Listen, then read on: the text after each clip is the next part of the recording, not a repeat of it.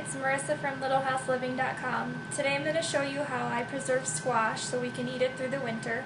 And instead of preserving it in a shredded form, I'm going to show you how we preserve it so we can use it for side dishes and in casserole.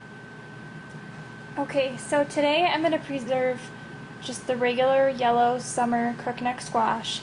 And then I also have some yellow zucchinis that I got from my mom. And I'm going to preserve them the same way. You can use this method with either squash or zucchini, just like I'm going to show you today. So you want to make sure your squash and zucchini are clean before you use them. And I've said it in other videos, but even though it's from your own garden or it's organic, it still has dirt and bugs. So you want to make sure that you clean it with a produce wash first. And then just go ahead and peel it. It's definitely a good idea to invest in a good vegetable peeler. I found my favorites are from Pampered Chef, or I got this one from the kitchen store in town. And they look really simple, but the best ones I found are these solid stainless steel vegetable peelers, just like they made in the old days. They seem to have the sharpest blades. So, and we don't want the tops, so you can go ahead and cut the tops off. And that's what you're going to do, is just go ahead and peel all of the squash or zucchini that you're going to freeze. Okay, so now that we have these all peeled up, what we're going to do is just cut them up into little pieces. And think about bite-sized pieces, something that you would normally cut it up in for a side dish.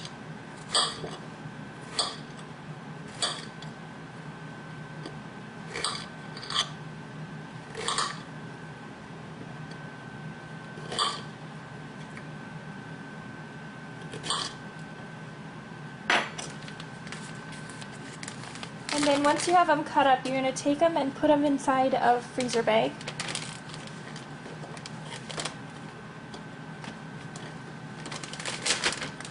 And then you just want to keep on cutting them up until your freezer bag is probably about halfway to 3/4 full. Okay, so the reason that most people don't freeze squash or zucchini is because when you freeze it, it pulls all the water out of it, and then when you thaw it out, you get these soggy, limp, disgusting pieces of squash. So after you have your squash all cut up and you put it in your bag, what you do is you fill the bag about halfway or a little bit more with water. And you want it to be able to cover almost all of the squash in the bag. So when you lay it flat like this, I know it's hard to see in the video, but all my squash is covered with water in the bag. Freezing it in the water helps to preserve the water in the squash and the zucchini. So when I thaw it out, I'll have pieces of squash and zucchini that taste just like squash or zucchini that I just picked out of the garden, instead of those limp, soggy, disgusting pieces of squash.